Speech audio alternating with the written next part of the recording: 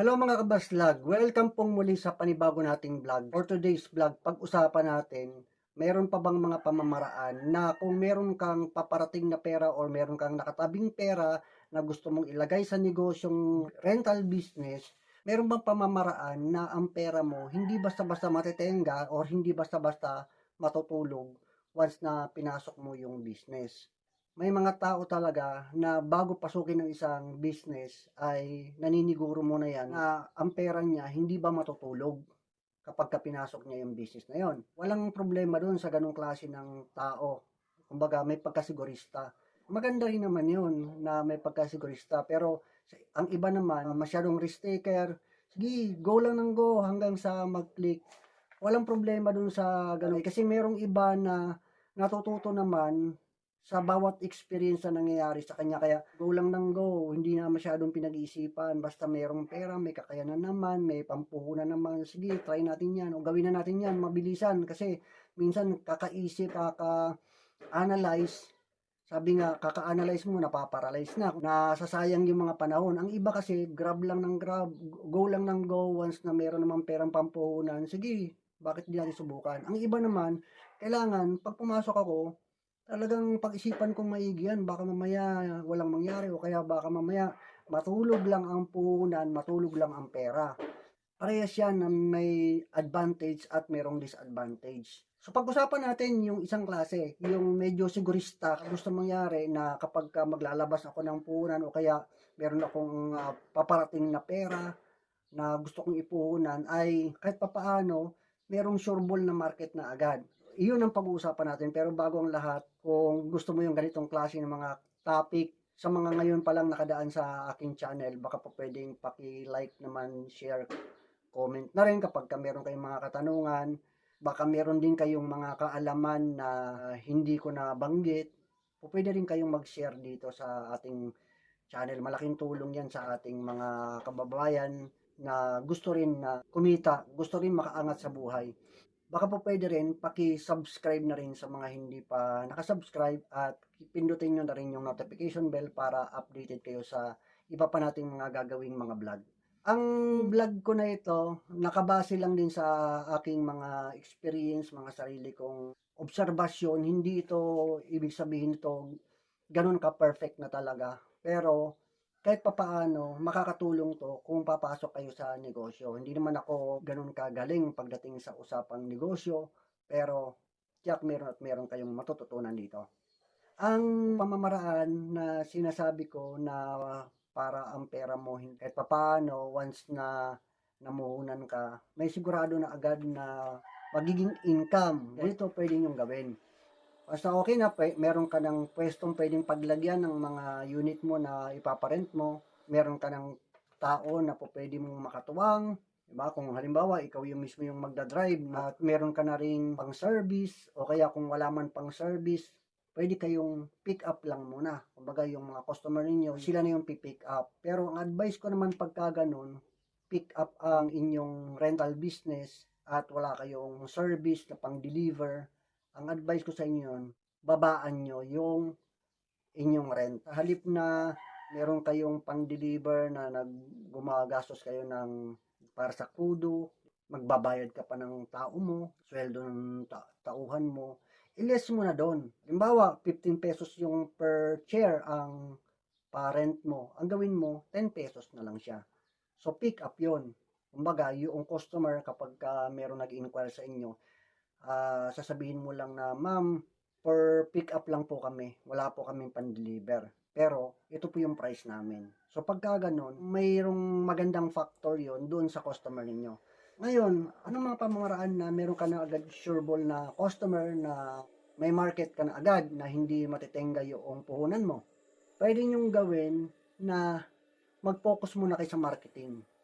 Ang pera na meron ka, let's say meron kang 300,000, meron kang half million or meron kang 200,000, depende kung magkano yung pera na meron ka. Pwedeng standby mo lang muna sa bangko kung nandyan man nakalagay yung pera mo. Ilagay mo lang muna dyan, pero ang gawin mo, focus ka muna sa marketing. Sa Facebook, sa mga social media, doon ka muna mag-focus na i-market mo muna, i-promote mo muna ng i-promote yung business mo. pagka meron ng nag-inquire, saka ka na bumili ng items o unit. Kaya kailangan nun, kasabay ng pagmamarket mo, kasabay ng pagpo-promote mo ng rental business mo, nagka-canvas ka na or humahanap ka na ng mga supplier ng chairs, ng tables, ano ba yung, sino ba yung pinakamura, gaano ba katagal na darating yung mga tables and chairs kapag umorder ka, mabilis ba sila, ilang araw, halimbawa nag-order ka yun, meron bang pag nag-order ka ngayon ay darating na agad ngayon din. Merong mga ganong supplier na once na nag-order ka ngayon, maya-maya, pwede kang nilibiran agad yan. Din, yung supplier mo ba, marami bang stocks? Kasi kung halimbawa, ang nag-inquire sa inyo ay ang kailangan niyang chairs ay 100, tapos kailangan niyang table, pagpalagay natin na 30 pieces na table. Yun bang supplier na yun ng table, kaya kang supplyan ng 30 pieces agad-agad. Kasi, halimbawa, yung customer mo, kailangan na niya ng unit mo na i-rent niya kinabukasan or 2 days lang. Diba, nag-inquire siya ngayon. After 2 days, event na nila. So, kailangan mabilisan doon. Dapat ngayon or kinabukasan, meron ka ng deliver nung kailangan nung customer mo. Kaya, ang importante doon, meron ka ng contact na po pwedeng mag-supply sa'yo ng ganun karami na items. Habang nagmamarket ka o posting ka sa social media ng iyong negosyo, habang nagmamarket ka noon, kakanbas ka na ngayon ng mga supplier ng iba't ibang mga items. Yung una na nangangailangan nung i-rent, yun ang bilhin mong items. Pero syempre, kailangan merong siyang allowance na ilang araw para may time ka rin na pag diniliver sa iyo yung mga items na ipaparent mo ay nandyan ang darating. Kasi magbubuk na sa iyo yung customer mo eh. Kaya kailangan sigurado ka na ahead pa doon sa date ng event ng customer mo ay darating na yung mga items na bibilihin mo sa supplier para yun naman yung ipaparent mo doon sa customer mo. Ngayon, kung tatanungin nyo naman, saan kayo kukuha ng mga pictures, mga videos na gagamitin ninyo para ipapang-promote? Pwede nyong gawin na kung po pwede kayong makapag-video sa mga meron kayong nakikitang set up na ng mga tables and chairs, pwede rin yung ganon. Mag-pictures o mag-video kayo. Sarili ninyo mismong camera ang gagamitin. Huwag kayong kumuha ng mga pictures o videos ng iba. Kasi mapapagkamalan kay scammer pagka ganon. Then, pwede rin na ang bilhin nyo lang muna mga sample. Halimbawa, bumili ka ng 5 chairs lang muna. Bumili ka ng mga cover nun na may ribbon. Pwedeng ganon. Mga sample lang muna. Iilan lang munang items ang bilhin mo para lang may mapicturean mo or mabidyohan mo. Pwede rin yon. Pwede rin na bumili ka ng ilang table lang. Halimbawa, long table o round table. Bili ka ng tagdadalawa. Tapos set upan mo siya. Meron siyang cover, meron siyang topper. Pwede rin yun. Konti lang muna. Then, once na nakapag-video ka na, nakapag-pictures ka na, yun yung unti-unti muna na i-market. I-post mo na ngayon yun. Kaya mas maganda, mas maraming items kang ma-picturean or ma-videohan, then ma-promote mo siya. Then pag na-promote mo na yung unang mga customer kung ano yung kailangan nila, yun mo ibuhos yung iba mong puhunan. Halimbawa, may nangailangan ng 100 na upuan, then 10 long table. Pagpalagay na lang natin ganun, nangailangan ng 100 monoblock chairs at saka 10 long table. Ang una mong bibilhin na mga items ay 100 na monoblock chairs, then 10 long table. Kung halimbawa ang unang nag-inquire sa'yo na sa ganitong araw, kailangan ma-deliver mo, pagpalagay lang natin after 3 days or after 1 week, kailangan ma-deliver mo sa kanila. Ang gusto niya ay 10 tent na ang sukat ay 3x3, di ba? O kaya ang sukat ay 2x2, 10, halimbawa na ganun. Di, yun muna yung bibilin mo. Yung 10 na 3x3 o 2x2, depende sa pangangailangan ng customer. Yun muna yung unang bibilin mo. Depende kasi yan. Depende yan kung ano yung kung anong unang items na i-rent sa'yo, pwedeng doon ka muna maglagay ng iyong pera na puhunan. At least, pagbili mo nung mga items na ipare-rent mo na yon, sureball agad merong balik na agad sa'yo na kita. Kapag kasigurista ka, pwedeng gawin yung ganon. So, hindi tatagal. Kumbaga, ang ginawa mo, minarket mo muna, hindi yung bumili ka na agad ng mga items, let's say bumili ka ng maraming monoblock chairs, bumili ka ng maraming long table, tapos yung mga una pa lang nagtatanong sa'yo, ang hinahanap pala round table, ang hinahanap pala cocktail table, ang hinahanap pala tent, di ang nangyari, natenga ngayon yung puhunan mo. Pero walang masama naman doon kasi at least meron ka nang naipundar. At least nandiyan na yan, di ba?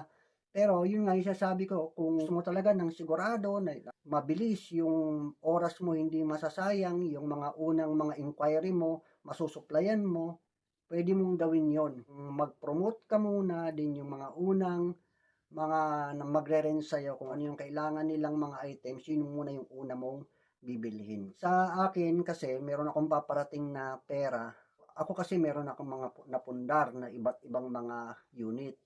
May mga long table, meron na tayong round table, meron tayong cocktail table, meron tayong mga covers, ba? Lahat na ng mga cover halos meron tayo dyan. So, ang gagawin ko ngayon, yung paparating na pera, kung ano yung items na wala ako, yun naman yung ipopromote ko. Kasi, meron na akong mga pang-promote eh. Meron na akong mga pictures, videos ng mga items na sinabi ko kanina eh. Dahil meron na ako nun, may mga pictures na may mga videos na ako nun eh. Ang gagawin ko naman ngayon, o-order naman ako ngayon ng sample lang. Halimbawa, sample ng white tent.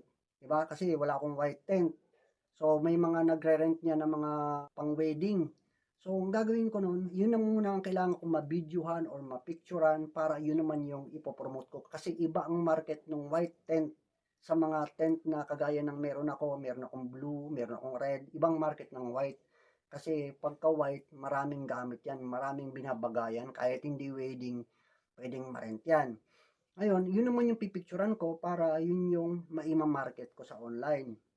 Then, pwede rin akong bumili ng mga sample ng mga Tiffany chairs, sample nung white resin chair, yung wooden foldable na chair, yung white noon, pwede akong bumili ng sample noon, 2 or 3 piraso.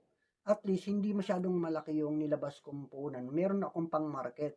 Meron akong pang posting sa online. Kung ano man yung una na nag-rent sa akin dun sa mga items na pinost ko na yon, yun yung muna yung bibilin ko. Doon ko muna ibubuhos yung puhunan ko.